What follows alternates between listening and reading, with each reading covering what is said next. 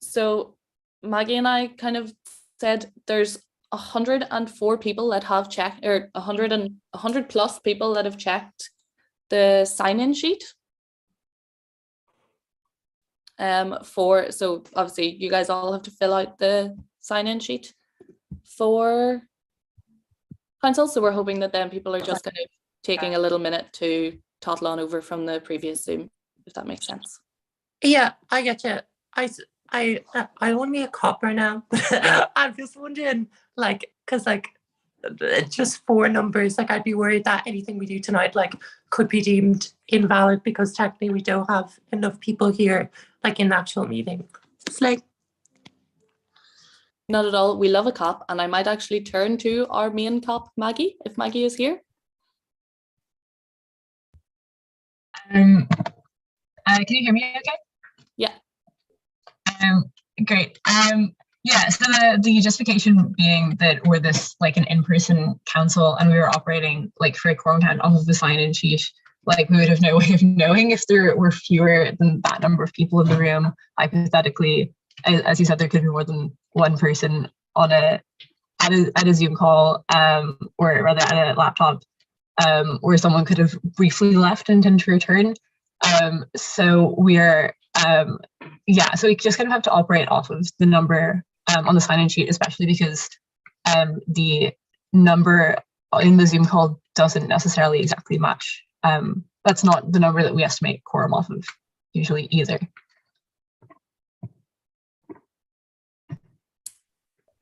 Is that okay for everyone? Does anyone else have anything they'd like to add to that?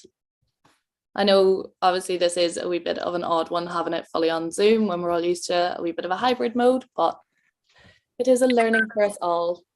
yeah, I'm just wondering like how in theory we would lose quorum with this system. You would a quorum count would have to be called, and we would have to count the number of voting members of council who are present. Thank you.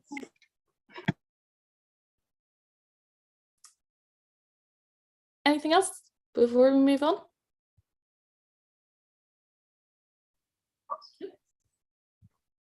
Happy days, happy days. Number 3, elections. We have one election tonight. It's for the coolest club on campus, the Electoral Commission. Would anybody like to join the coolest club on campus?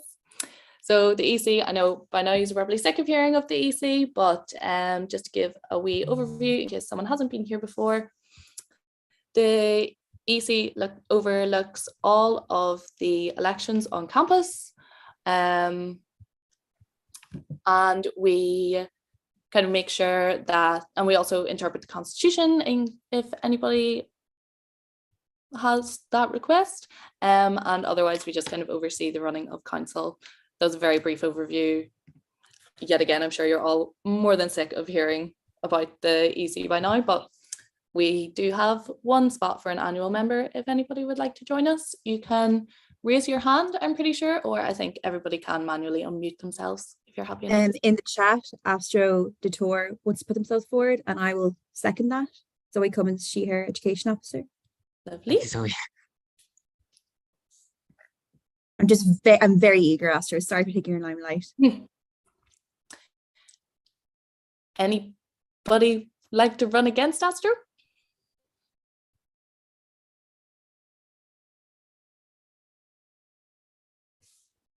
Stunning. Well then, that was a nice little easy election. Astro, welcome to the EC. Great. Yes, sorry. Astro, you are aware that if you accept this, you do have to forfeit being the junior fresh MADS class rep. That's you know okay. that we had this. Yes, we had this conversation before. Excellent. Okay, Astro, if you want to like send me a wee email or anything after this, and you can be added to the WhatsApp group. Joy. What's your email? It's just chair@tcdsu.org. Thank you. Class. Thank you, Astro. Okay, we're flying. We are flying. Items for noting. There are items to be noted. Most importantly, Schedule 3. EC report, Schedule 3. I won't lie, guys, this slide is my main motivation for a lovely,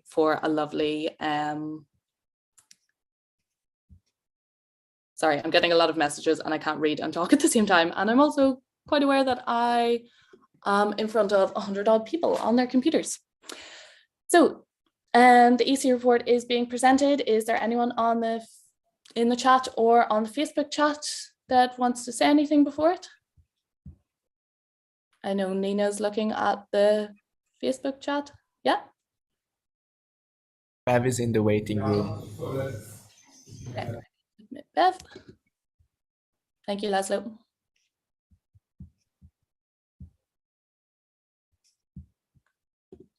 Did that work? Is Bev here? Hello, Bev. We're streaming on YouTube now as well. Wow. I would have done my makeup a bit better.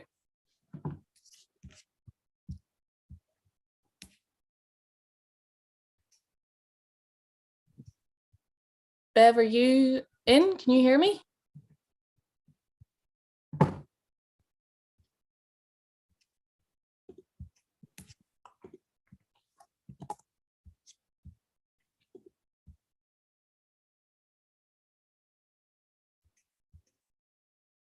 It won't let me unmute.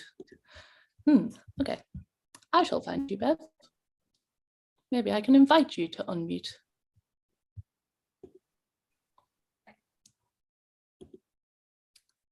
Hello. Yo. Well Can done, you hear Bev. me? Yeah. Okay. You haven't escaped. You're like, yeah, Bev can unmute. So this is Schedule 3, right? Yeah. Okay. I have a couple of questions, but before I have a question on Schedule 3, I'm not a member of council, and I had a question that I wanted to raise later on in questions. Can I give it now and it can be answered then, so that when I get booted in the Zoom, you don't have to invite me back? Yes, not a bother. Let me find a pen and I'll write it down. I appreciate that. Thank you.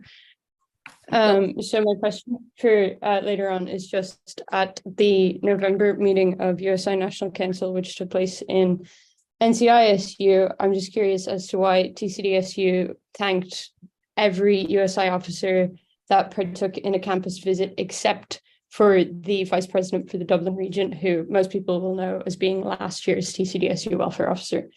So just that question there. Who particularly is that question at, Bev, or is it just at anyone who was at USI? Because, well, anyone who was there, but I would direct it to the president as TCDSU's vote at that body.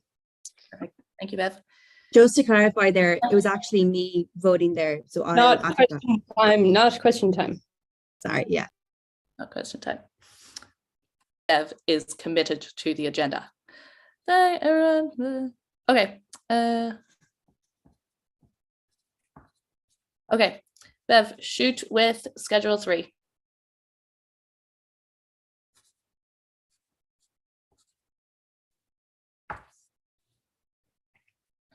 Sorry, I was just renaming myself. It said Beverly, which was embarrassing.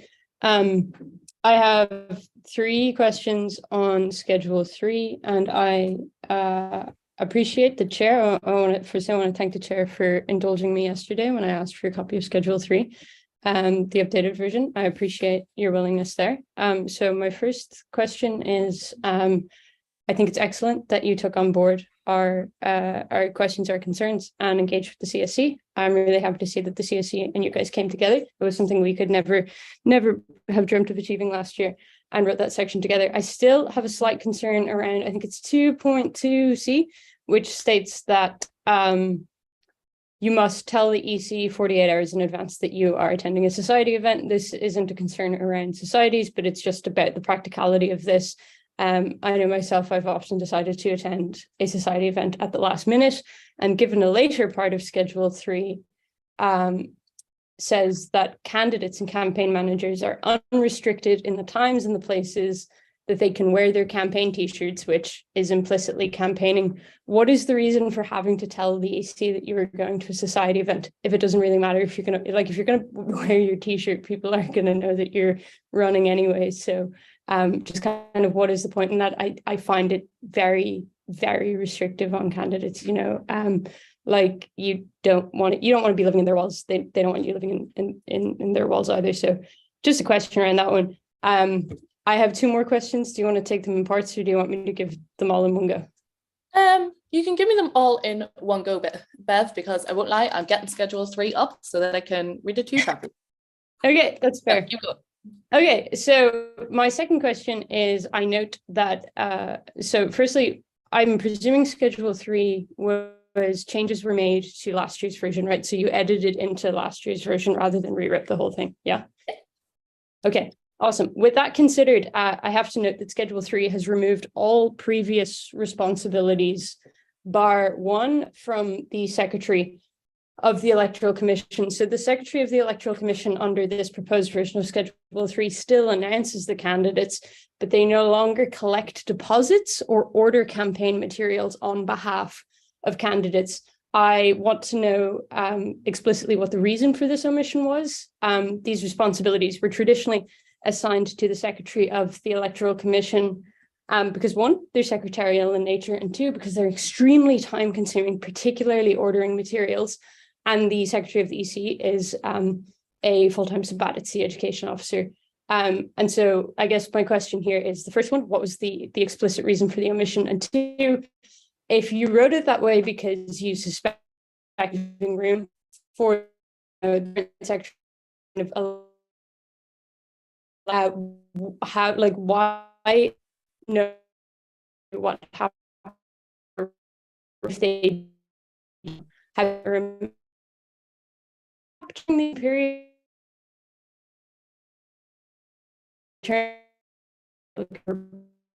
and it seems odd to me. Has everybody lost Bev also bit, no or is it my provision in Wi-Fi? Schedule 3. Sorry, Bev, you kind of broke up a wee bit there on that last one. okay, what was the last thing you heard? And I can repeat. It was just from the end of if we removed the like deliberate reference to Secretary for. Yeah, okay, perfect. Yeah, so it's not if, it's that you did remove explicit reference to the responsibilities of the Secretary to the EC. And obviously they were assigned because that is a full-time sabbat. So given under this version of Schedule 3, it's entirely fair and allowed for the education officer, the Secretary, to run for sabbat.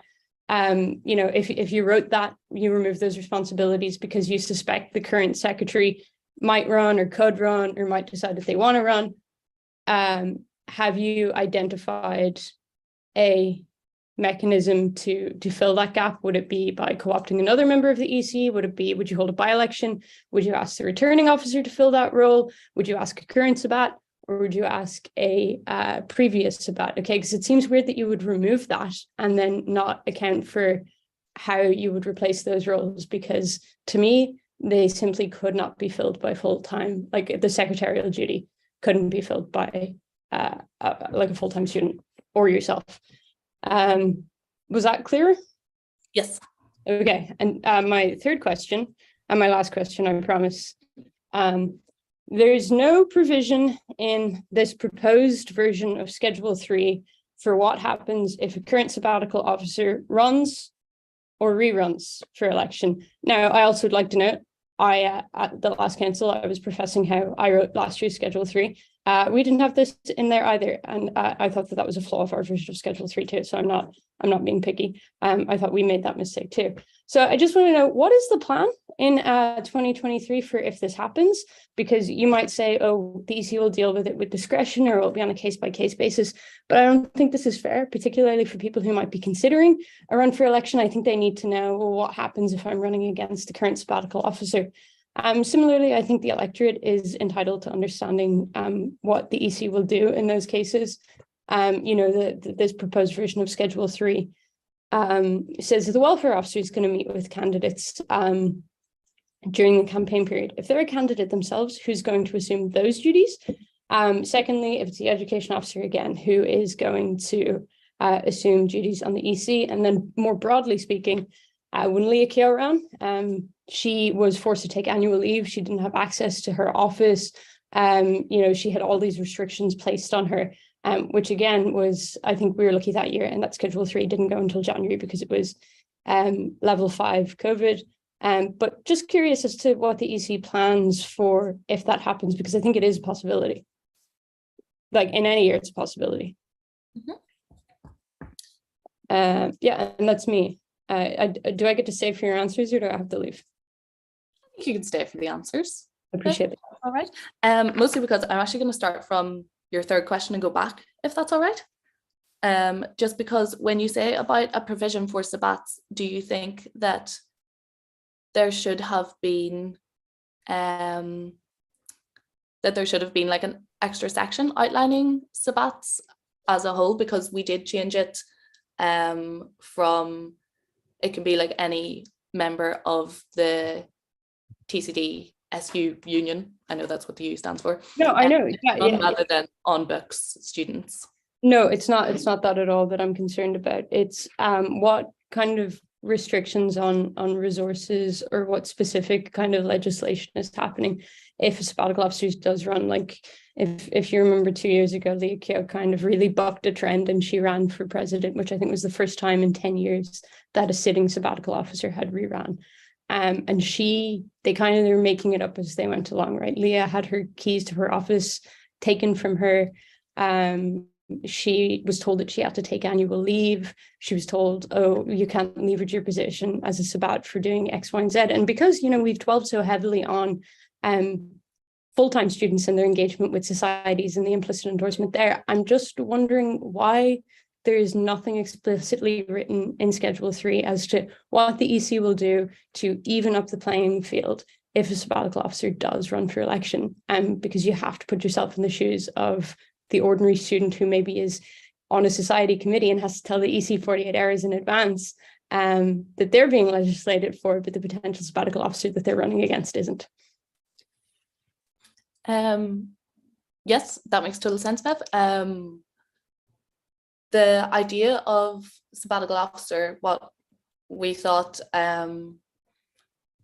honestly, we thought if a current sitting sabbat was to run again, that we would follow the same kind of guidelines that was followed when Leah Keogh ran, that it would be the same kind of like encouragement to take the annual leave and the limiting of access as well. Again, it isn't in the Schedule 3, but as far as I know, it wasn't in the Schedule 3 when Leah Keogh ran either, because we assumed that that was the job of kind of the higher ups on the SU, if that makes sense.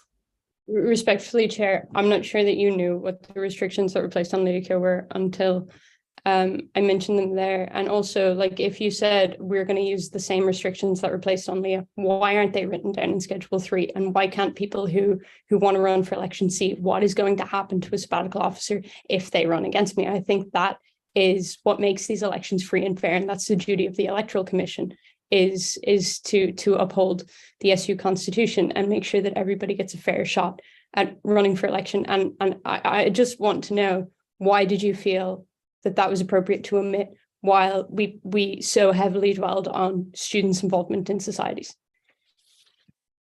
Yeah, no, and I totally understand where you're coming from, Bev. Absolutely. To be honest, it was an omission on our part in terms of the sabbats. We believed that if the sabbats, because we did hear about Leah Keogh's situation, we know that a sabbat would have to take the time of annual leave, you'd have to sacrifice the keys to your office, you wouldn't be given access to them. But it's the Electoral Commission that makes those decisions, it's not anyone else. So why isn't it in Schedule 3?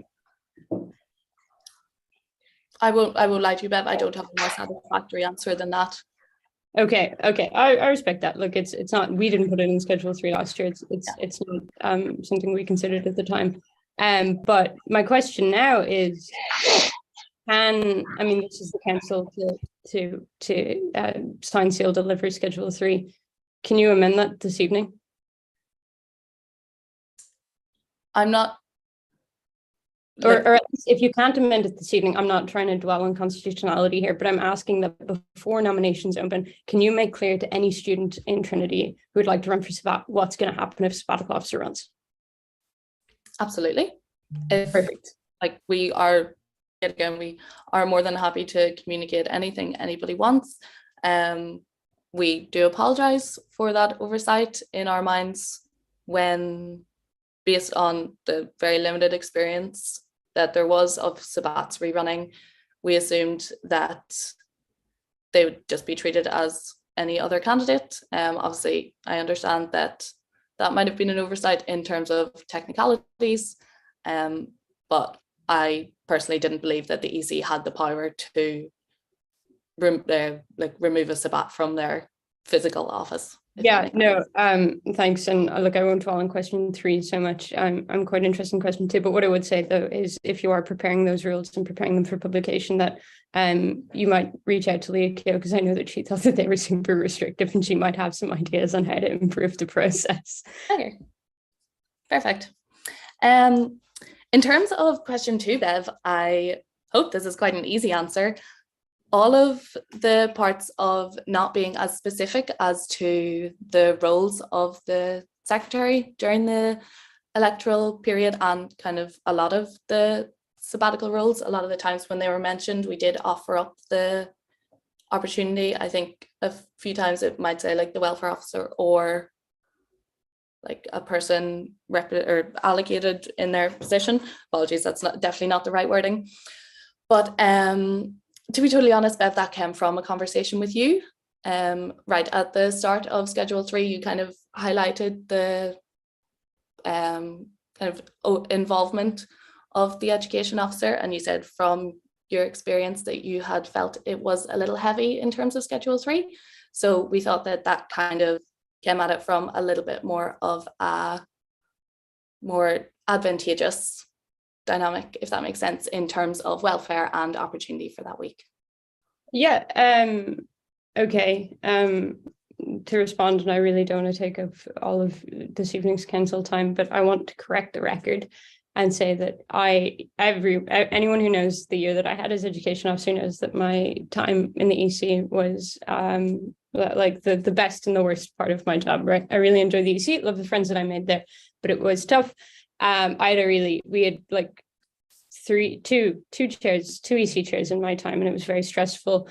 But I thought the part, like I played roles in the elections last year that I shouldn't have on the side of the EC, not on the side of doing the secretarial duties, which are very consistent with being a non-voting member. I was uncomfortable in maybe having to face candidates in an interpretive role too much. So I just want the record to show that I had no complaints about taking deposits or ordering materials, which I think is very much the remit of the education officer. What I did say was that I didn't think the education officer should play so much of a role in writing Schedule 3, was what I said to the Electoral Commission when I met them for their training in September. So my point is here, it's what is the specific reason for literally backspacing Secretary of the Electoral Commission in two of these things, in ordering materials and in collecting deposits, because you mentioned you did this with all of the sabbatical officer roles, but if you transpose if you put the two Schedule 3 side by side, it is only the education officer's role who has been changed. Like the communication and marketing officer still does the accessibility check, still helps with the materials if that's required. So it was only the education officer which was changed. But look, I appreciate your response. I'm not going to dwell on it too much. The other part of my question was, if you wrote this with the belief that any EC secretary might alleviate them of their duties if they were to become a candidate themselves, and then again, this kind of ties into the third question: what happens if a Sabbat runs? If that's the education officer, how do you envision that secretarial duty is fulfilled? Is it by co-option of another member of the EC? Is it by a by-election? Is it through the returning officer? Is it a previous sabbatical officer? Is it a current sabbatical officer? What does the EC intend to do? So from our brief discussions, purely in terms of the role of the secretary of the EC, no other education officer roles, if that makes sense, we did think that them kind of roles would be absorbed by the rest of the EC for the campaign period. So you believe that the entire sabbatical elections would be conducted by some full-time students without the involvement of maybe like an external member or a full-time sabbatical officer, which might have consequences for the ordering, because guys, like anybody who was a sabbatical candidate or was involved in a campaign can tell you that last day, the Friday for ordering, it's intense. Like it was 8 to 11. I was at the computer all day. And I just think so close to like midterms and things like that, I don't think that that's feasible for a student to do, or for a group of students to do. So I don't know, my suggestion in that case is like in that situation, you might look to another sabbatical officer, like maybe the comms officer would be good for ordering or something. But then it's also like, I don't know, it's a deeper question about what the role of the education officer is on the EC, which we won't get into tonight. But like basically what's the plan there, which is you say it'll be assumed by the EC, which is then, will you have a by-election to get another member, or would you co-opt somebody in there, or would you just operate as 7 people rather than 8? I actually don't know how many people's on the EC. No, our initial plan was to simply work with the team we currently have, because to be honest, holding another election and training a member of the EC during the sabbatical election nomination period, as you can probably all empathise with, would be quite heavy on all of the EC as a whole. I hope by that time the EC that we have are all very comfortable in their roles. Of course, Bev, I totally empathise and acknowledge with what you're saying. We are a group of full-time students, and we are mostly quite a new EC as well. Yeah. But yeah, and we all hold our hands up and respect and acknowledge our inexperience in certain places and our naivety in certain places as well. And again, this is nothing too specific, but in terms of kind of the previous experiences that ECs have had, that is why we had our town halls. That is why there were questions last week. Obviously, Bev, as we've always said, your knowledge and the knowledge of previous ECs is always really welcomed. It is slightly annoying that it's coming tonight when I don't know we have as much of an opportunity to change it, but it was the agreement of the EC that we were happy to kind of absorb them roles at the time. So I think for now, I will have to stick with what myself and the EC said, especially as well on Zoom. Absolutely, I respect that. And it's just like, I would have always thought that the role of maybe the education officer in specifically sabbatical elections and the EC is that they do have a certain degree of institutional knowledge. Like they have actually been a candidate, and there's there's a wealth of knowledge and things that comes with that. And I think our current EC, by the time sabbatical elections roll around, only one of them will have ever experienced the intense 2-week period that it is. But look, I've no doubt that you guys are going to do excellently on it. I just kind of do have this weird feeling around the fact that you considered what the role of the this, like, that you guys would assume the role of the secretary if they ran, but there's nothing in the document about if a sabbat were to rerun. I do think that's odd, but look, you guys have other things to get on with this evening. And so my last question is just that about like, what's up with having to tell you 48 hours in advance about going to a society event? I don't even know what I'm having for dinner, and that's tonight. Yes, so this one, yet again, I'm really happy that we got this conversation with the CSC. I had to say they were really, really helpful. Our meeting went really, really well. And we basically agreed that if, say, you are the PRO for, I'm going to use the PolSoc because the PolSoc is the only society I've really ever been involved in. This was before the chairing.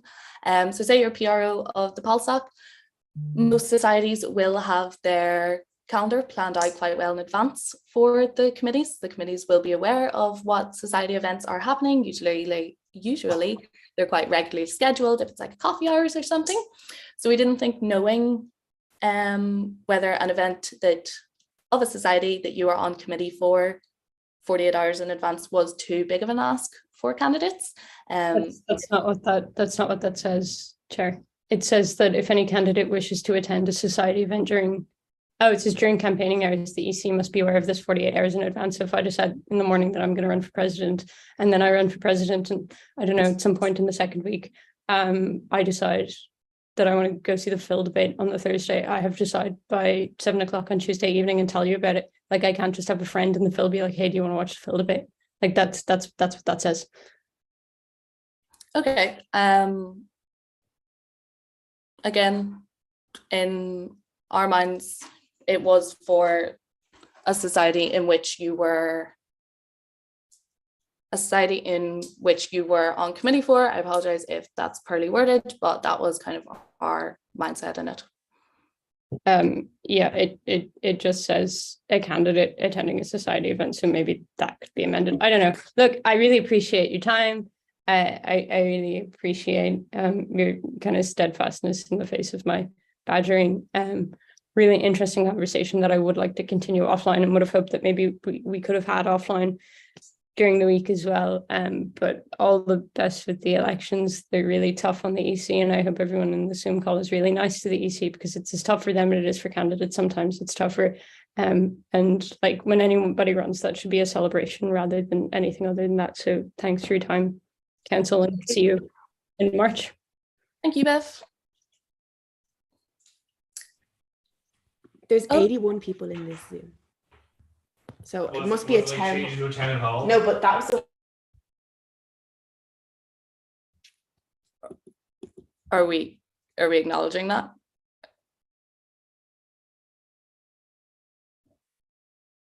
Someone respond to me. I don't know who just said that, but I heard nothing. acknowledging what? Thank you, Ray. No. Good. Okay. Anyways, moving on to the second item of noting then. Does anybody else, or unless, yes, we're gonna move on to Union 4 minutes from 1, 2, and 3. Opportunity for questions. Oh, Maggie is in the waiting room. Laszlo. Will the censored parts of the minutes be released? There's a lot of censored parts, and transparency is important. The union, and it is up to, I believe, the secretary of these meetings to decide to release the minutes at a later date. Thank you. Yep. Okay, Zoe. Yeah, so I'm the secretary of Union Forum. So we decided to go in camera for some discussion points because they were sensitive to certain people, certain aspects, like some things were financially sensitive, things like that. I wouldn't feel comfortable with releasing anything without Union Forum's permission or from a vote by Union Forum. So I could bring that to the next Union Forum meeting if you'd like and see what they'd say. But I don't think it's fair for me to declare that without a democratic vote from the members of Union Forum. Thank you, Zoe. Anybody else have anything they would like to say about the Union Forum minutes? Anybody in the chat, or I hope my EC are still watching the YouTube and Facebook. Anything from there? Nope, stunning. On we go. Faculty convener report, STEM.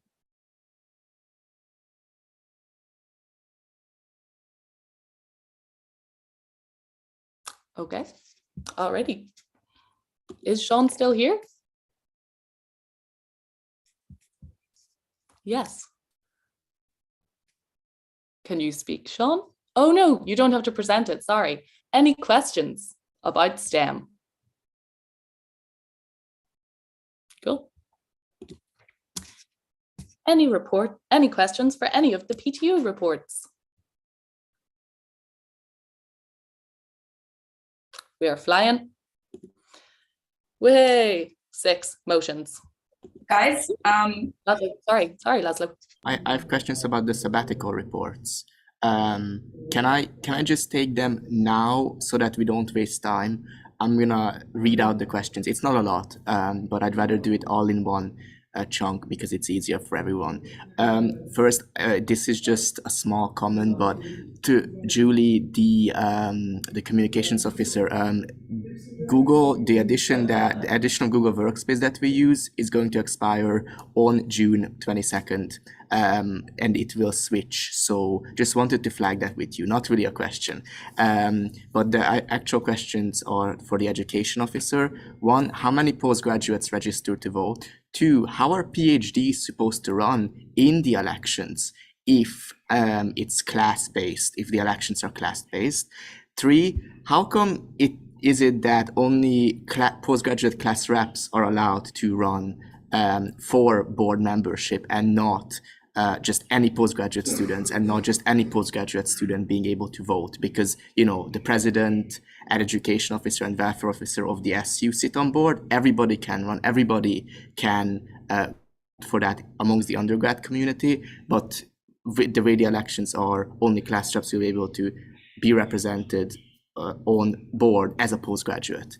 And finally, to the education officer, is aware that I have been having difficulties as a convener in my school with regards to a variety of issues, but I have not heard anything from the education officer, and it has been other sabbatical officers who have helped me. So I'd like to ask if the education officer has any comments on my communications with her regarding the issues I'm facing. Thank you. So I think all those questions were aimed at me. So I'll answer in reverse order. So to your communication, Laszlo, so you sent an email to myself, to the president, myself, and the arts faculty convener, and it was titled Dear Gabby. So I presumed it was just for noting for me. And then I've been told by the president that they've been working with you on this. So, and that you were telling them about things. So I took it that they were helping you out with it, and you didn't need my help because you didn't ask me specifically for any advice or help in that regard. I am more than happy to help you with that case and with communication, but just I felt like I didn't want to impose if you were working with the president on that. And coming back to postgraduate elections, PhD students are by discipline because they don't have classes. So as in natural sciences, computer systems, physics, mathematics, and it's kind of the same amount of numbers that works out to be. So that's how that is. They can run under their discipline. That's how that's going on. And how many people have registered to vote in postgraduate elections that are happening right now? There were 406 people registered.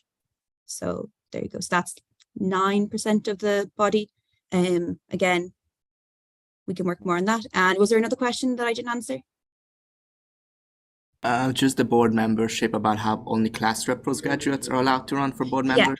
Yeah. So it was myself and the president were figuring out how we could best, basically, because it used to be two full-time sabbats within the GSU that sat on all these committees. And we wanted to make sure that we didn't have it in a way where instead of 2 people, it turned into 30 people, where it was the postgraduate voice was diluted, and that it wasn't so.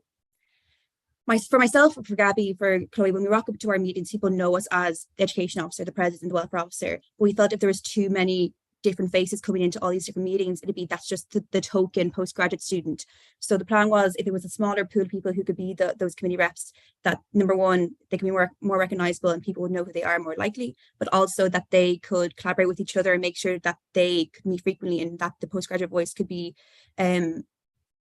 upheld within them, because trying to gather 30 plus people into one meeting wouldn't be conducive. And we brought this forward to staff. We asked postgraduate students about this, and no one had any issues with it. But again, it's not set in stone, it can be changed. And we haven't launched the elections for the committee reps yet, but I haven't had any criticism from a postgraduate student about it yet. And it's only been yourself and another member of TCDSU, who is an undergraduate student, who's brought this up with me. So that's where that's coming from. Happy enough, Laszlo? Yes, perfect. Gabby, you have your hand raised. I've just put what I wanted to say into the chat. I'm just asking for, I'm requesting that we count quorum, because I don't think it's right to have a thing, some like to pass motion mandates that stand for the whole student body if we aren't meeting the rules that we've set for ourselves. That is perfectly fine, and I will pass over to Maggie, if Maggie is what? Yep, sure. Just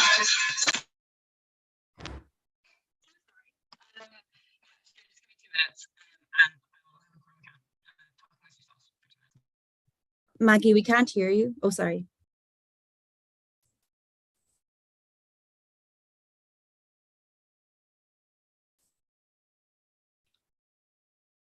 So there was another question that actually one member of TCDSU posed about the USI. Bev posed that question, so it'd be good to have that answered before we leave.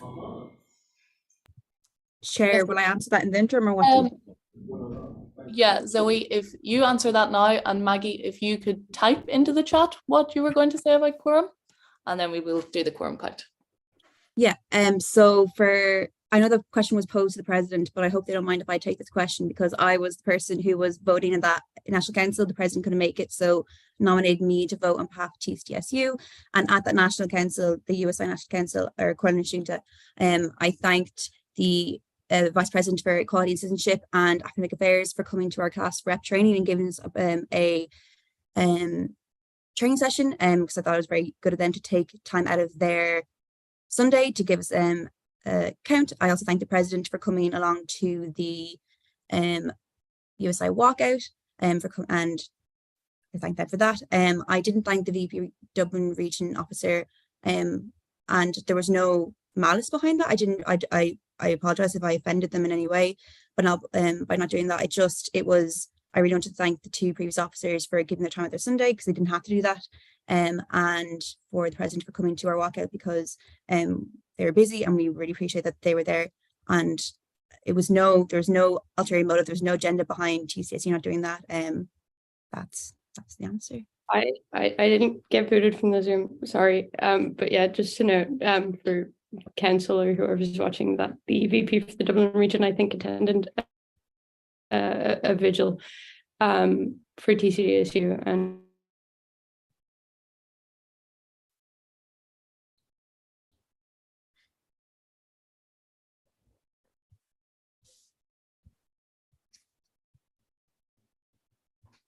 Is Bev frozen for everybody?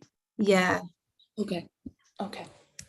Bev, if you even want to type the end of that into the chat, I think we lost you after the word vigil, and even I can read it out, or I'm sure it can be minute. And Maggie says, as is definitely sorry. I'm not sure who is typing or who is speaking now.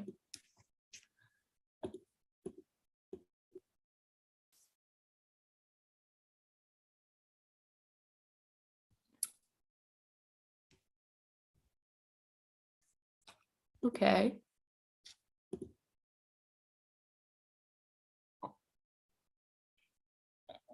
Yes, we are not officially quorate. There are no more items on the agenda that we can discuss without quorum. So everybody gets away fun and fresh 47 minutes early. Yet again, I thank you all very much for coming to this emergency council that then became an emergency town hall because of the town hall beforehand. Lots of love.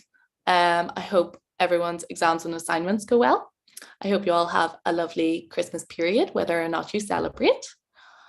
And I will see you all bright-eyed and bushy-tailed in January. I think it's in January. Okay. Lots of love, kids. Bye, bye, bye. Thank you for coming. Hi, Sorry. Astro. sorry. I have a quick question. Was your email chair@tcd.ie? It's tcdsu.org. Oh, okay. That's why I made an error. Okay. Okay. Sorry, could you say it again? Sorry. It's chair Yeah. tcdsu Yeah. dot org. O-R-G. Got it. Okay. Stunning. Stunning. Thank you. Okay. Bye. Thank you.